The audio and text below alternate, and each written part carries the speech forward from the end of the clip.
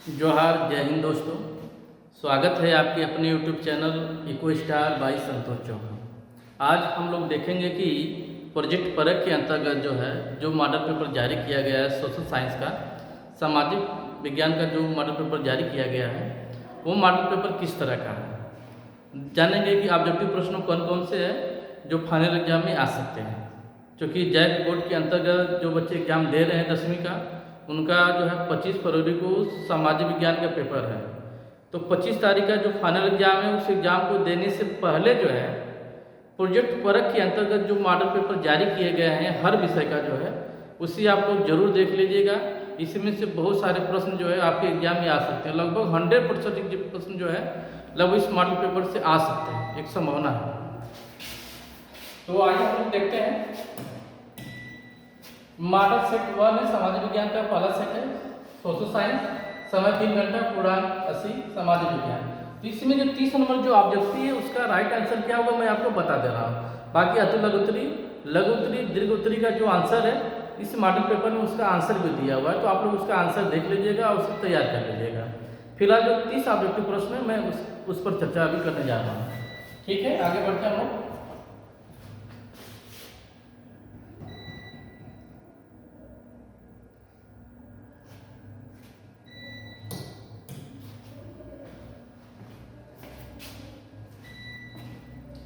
जैसा कि आप लोग देख पा रहे हैं, जो पहला प्रश्न है, राष्ट्रवाद की पहली अभिव्यक्ति किस क्रांति के साथ हुई थी। तो राष्ट्रवाद की जो पहली अभिव्यक्ति है जो है वो फ्रांसीसी क्रांति के साथ जो है होती है। तो इसका राइट आंसर होगा पहले का फ्रांसीसी क्रांति, यानी पहले का था। दूसरा, वियना की संधि कब हुई थी। वियना की संधि जो हुई थी 1815 में हुई थी, यानी दूसरे का राइट आंसर होगा। तीसरा, किस आंदोलन का नेतृत्व गांधी जी ने नहीं किया था। यहाँ प्रश्न ये पूछा जा रहा है किसका जो है नेतृत्व गांधी जी ने नहीं किया था। चंपारण आंदोलन, इसका नेतृत्व गांधी जी ने किया था। खेड़ा आंदोलन, इसका भी गांधी जी ने किया था। बारडोली आंदोलन, इसका आंदोलन उन्होंने नहीं किया था। बारडोली आंदोलन जो है इसका नेतृत्व जो है सरदार वल्लभ भाई पटेल ने किया था। अहमदाबाद निर्मल, इसका भी गांधी जी ने किया था। तो राइट आंसर होगा बारडोली आंदोलन। तीसरे का राइट आंसर होगा ग। चौथा, चौरा चौरी कांड के बाद गांधी जी ने किस आंदोलन को वापस ले लिया था। चौरा चौरी जो कांड हुआ था वो 5 फरवरी 1922 में हुआ था, और इस चौरा चौरी कांड के बाद जो है गांधी जी ने जो है अपने असहयोग आंदोलन को वापस ले लिया था। तो इसका राइट आंसर होगा चौथे का असहयोग आंदोलन। पांचवा, गांधी यूरन समझौता कब हुआ। तो गांधी यूरन समझौता जो 1931 में हुआ था। सही डेट इसका यही है 5 मार्च 1931। 5 मार्च 1931 को गांधी यूरन समझौता होता है। छठे का आंसर, किसे ब्रिटेन वुड्स की जुड़वा संतानें कहा जाता है। तो जो IMF है, IMF अंतरराष्ट्रीय मुद्रा कोष जिसको बोलते हैं, इंटरनेशनल मॉनेटरी फंड बोलते हैं, और विश्व बैंक जो इंटरनेशनल बैंक जिसको बोलते हैं IB, विश्व बैंक और अंतरराष्ट्रीय मुद्रा कोष को जो है इसी को जो कहा जाता है ब्रिटेन वुड्स की जुड़वा संतानें कहा जाता है। यानी राइट आंसर का IMF और वर्ल्ड बैंक हो जाएगा, यानी छठे का ख आंसर होगा। सातवां, 1890 के दशक में रिंडर पेस्ट नामक बीमारी कहाँ फैला था। तो रिंडर पेस्ट जो बीमारी होती है इसको जो है कैटल प्लेग भी कहा जाता है। ये बीमारी पशुओं में देखने को मिलती है, जो गाय होती है, जो भैंसें होती हैं, ये बीमारी उनको देखने को मिलती है। बहुत तेज जानवरों को बुखार आएगा, उनकी जो नाक है और मुंह है, नाक से जो नाक बहेगी, मुंह से जो है उल्टियाँ होंगी, और बहुत खतरनाक बीमारी होती है। ये बीमारी जो है 1890 में जो है अफ्रीका में देखने को मिला था। कहाँ पे? अफ्रीका में। तो राइट आंसर होगा 17 का घ, 7 का घ। आठवां, भारत में पहली कपड़ा मिल 1854 में कहाँ स्थापित की गई। तो भारत में जो कपड़ा मिल जो 1854 में जो पहली बार स्थापित किया गया था वो मुंबई में स्थापित किया गया। तो 8वें का राइट आंसर होगा क। 9वां, इंग्लैंड में महिलाओं ने किस मशीन का विरोध किया था। तो स्पिनिंग जेनी एक मशीन है, इस मशीन का जो है महिलाओं ने इंग्लैंड में विरोध किया था। इन 9 प्रश्न आगे हम देखते हैं।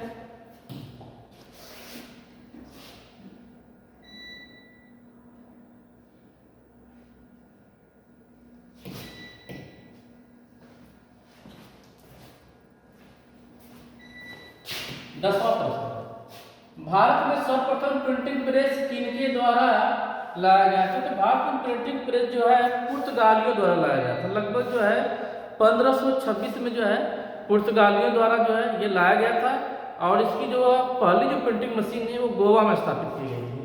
तो प्रिंटिंग प्रेस किसके द्वारा लाया गया था? पुर्तगालियों द्वारा लाया गया था। 10वीं का अच्छा आंसर होगा। 11वां, प्रिंटिंग प्रेस का आविष्कार किसने किया था? तो प्रिंटिंग प्रेस का जो आविष्कार है गुटेनबर्ग ने किया था। 11वां का क्या होगा? गुटेनबर्ग। 12वां, नवीन जलोढ़ मिट्टी को क्या कहा जाता है? तो जो नवीन जलोढ़ मिट्टी होती है इसको खादर बोलते हैं। क्या बोलते हैं? खादर बोलते हैं। यहाँ पर रवादा लिखा है खादर, यानी 12 का क्या आंसर हो जाएगा? 13, निम्न में से कौन अजैव संसाधन है? एक होता है जैविक संसाधन, एक होता है अजैविक संसाधन। जो अजैव संसाधन होते हैं वो निर्जीव होते हैं। पशु क्या है? सजीव है। मनुष्य भी सजीव है। वनस्पतियां भी सजीव है। निर्जीव क्या है? चट्टानी। तो राइट आंसर हो जाएगा 13 का जो अजैविक संसाधन वो क्या है? चट्टानी।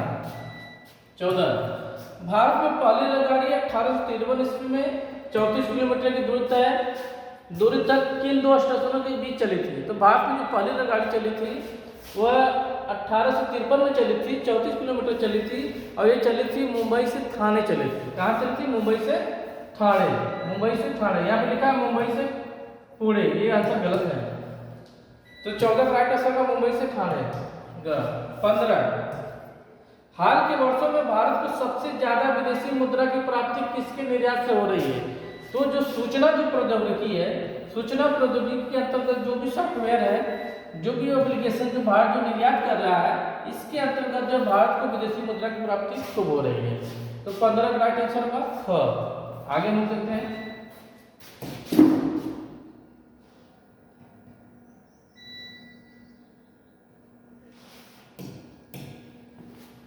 16 देखते हैं।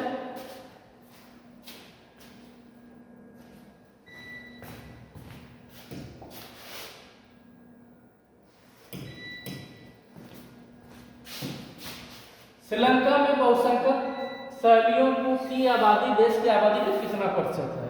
तो ये लगभग जो है 74% है। कितना? 74%। 17, ग्रामीण स्तर पर संचालित शासन को क्या कहते हैं? तो ग्रामीण स्तर पर जो स्तर पे जो संचालित शासन को जो है स्थानीय शासन कहा जाता है। तो 17 का क्या हो जाएगा? 18, भारतीय रिजर्व बैंक का राष्ट्रीयकरण कब किया गया? तो 1 जनवरी 1949 को जो है आरबीआई का राष्ट्रीयकरण किया गया था। बात करते हैं इसकी स्थापना की, तो 1 अप्रैल 1935 को जो है आरबीआई का जो गठन हुआ था, और इसका राष्ट्रीयकरण 1 जनवरी 1949 को होता है। तो राइट आंसर का राष्ट्रीयकरण की बात हो रही है तो 1949। 19, उपभोक्ता सुरक्षा अधिनियम कोपरा कब बनाया गया? तो एक अधिनियम है जिसको बोलते हैं उपभोक्ता सुरक्षा अधिनियम, शॉर्टकट में इसको बोलते हैं कोपरा। तो ये 1986 में आया था। 1986 में आया था। 20, राजनीतिक दल का क्या है? राजनीतिक पार्टियां होती हैं, चाहे बीजेपी पार्टी हो, चाहे सपा पार्टी हो, चाहे बीएसपी पार्टी हो, चाहे आरजेडी हो, इन पार्टियों का क्या कार्य है? पार्टी बनाना सही, चुनाव लड़ना ये भी सही है, सरकार बनाना ये भी सही है। राइट आंसर का उपयुक्त सभी घ। तो 20 का राइट आंसर का घ। 21, राजनीतिक दलों को मान्यता कौन देता है? जो राजनीतिक पार्टियां होती हैं इनको मान्यता को कौन देता है? इनको मान्यता चुनाव आयोग देता है। 21 राइट आंसर होगा चुनाव आयोग का। 22, पर्यावरण विनाश के मुख्य कारक कौन कौन से हैं? वो कौन कौन से कारक हैं जिनकी वजह से पर्यावरण को क्षति हो रही है, पर्यावरण को नुकसान हो रहा है? संसाधनों का असमान बंटवारा सही, असमान उपयोग ये भी सही है, रखरखाव की जिम्मेदारी में असमानता ये भी सही है। तो राइट आंसर होगा 22 का इनमें से सभी, यानी 22 का घ हो जाएगा इनमें से सभी। 23, भारत में सर्वाधिक वन क्षेत्र वाला राज्य है। तो क्षेत्रफल की दृष्टि से जो है जो ज्यादा क्षेत्रफल में फैला हुआ जो वन है वह है मध्य प्रदेश में। मध्य प्रदेश में जो है क्षेत्रफल की दृष्टि से सबसे ज्यादा वन पाए जाते हैं। तो 23 का राइट आंसर होगा मध्य प्रदेश। आगे हम देखते हैं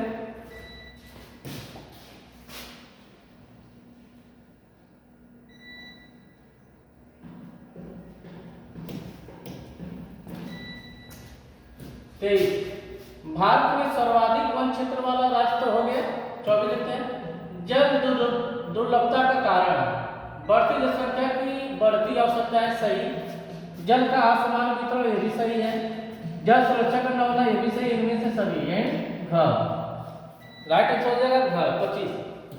भारत में जल का सबसे अधिक उपयोग किसमें किया जाता है? तो भारत का सबसे अधिक जो जल का उपयोग सिंचाई में किया जाता है।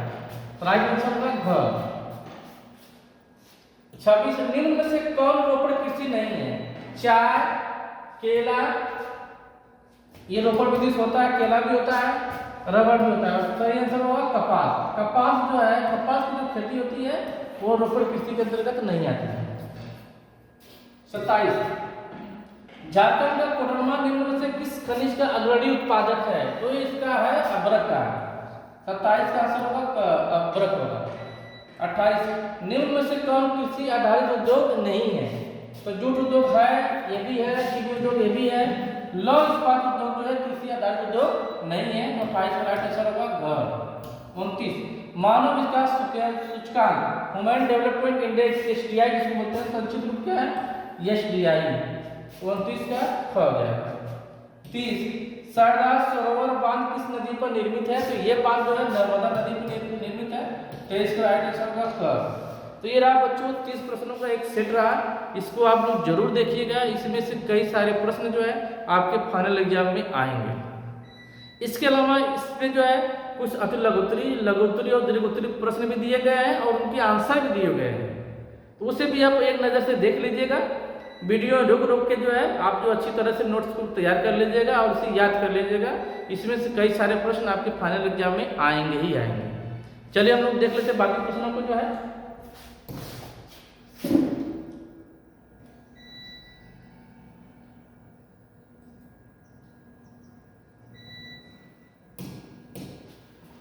ये रहा अति लघुत्तरी प्रश्न जो है, कई सारे प्रश्न है 31 से लेकर 36 तक। जलियांवाला बाग हत्याकांड, रिंडरपेस्ट क्या था, सतत पोषणी विकास क्या है, उद्योगों की अवस्थिति के बारे में, गठबंधन से क्या समझते हैं, लोकतांत्रिक सरकार के 3 गुण बताइए। इसका जो आप लोग देख लीजिएगा, इसका आंसर हालांकि नीचे दिया हुआ है, आप वहां से आंसर तैयार कर लीजिएगा। आगे हम लोग देखते हैं और भी प्रश्न इसमें है। प्रचंड बेरोजगारी के बारे में, बाजार में नियमों एवं विनियमों की अवधारणा आवश्यकता क्यों पड़ती है, ये भी है। सेक्शन सी लघुत्तरी से देखते हैं हम लोग। लघुत्तरी प्रश्न कौन कौन प्रश्न है? प्रति व्यक्ति आय या औसत आय क्या होती है, देख लीजिएगा।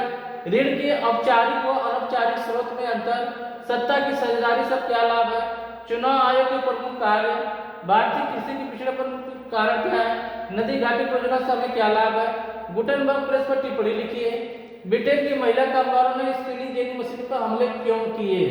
ये सब लघुत्तरी प्रश्न है, इसके आंसर आप लोग देख लीजिएगा। कई सारे प्रश्न आपके फाइनल एग्जाम में आएंगे। आगे हम लोग देखते हैं।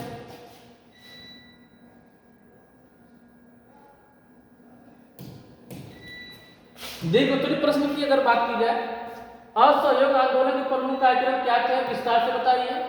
संघीय शासन व्यवस्था की प्रमुख विशेषताएं बताइए। ऊर्जा के गैर परंपरागत स्रोतों का वर्णन करें।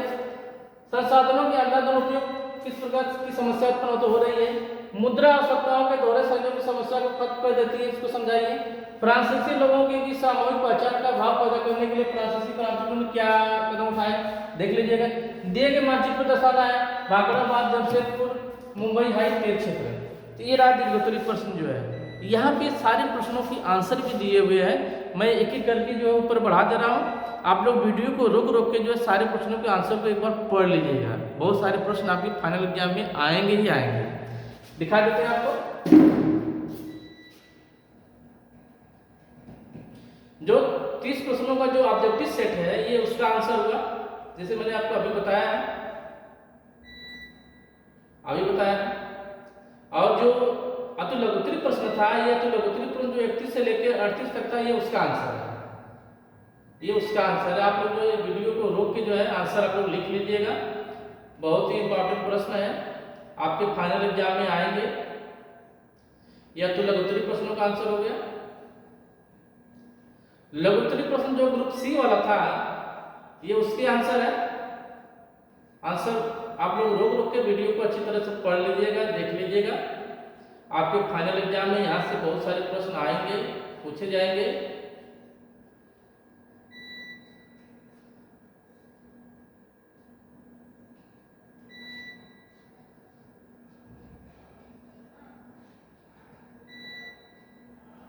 ग्रुप डी जो दीर्घ उत्तरी प्रश्न है ये उसके आंसर है, बहुत ही इंपॉर्टेंट है, देख लीजिएगा रोलेट एक्ट के बारे में, संघीय शासन व्यवस्था के बारे में देख लीजिएगा।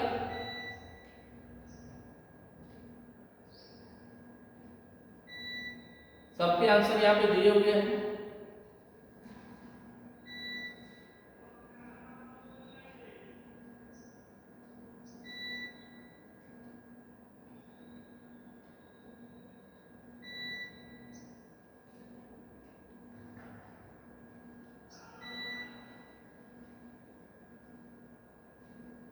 ये मानचित्र में दर्शाया गया है कि जमशेदपुर, मुंबई है, ये बाकड़ाबाद कहाँ पे दर्शाया गया है।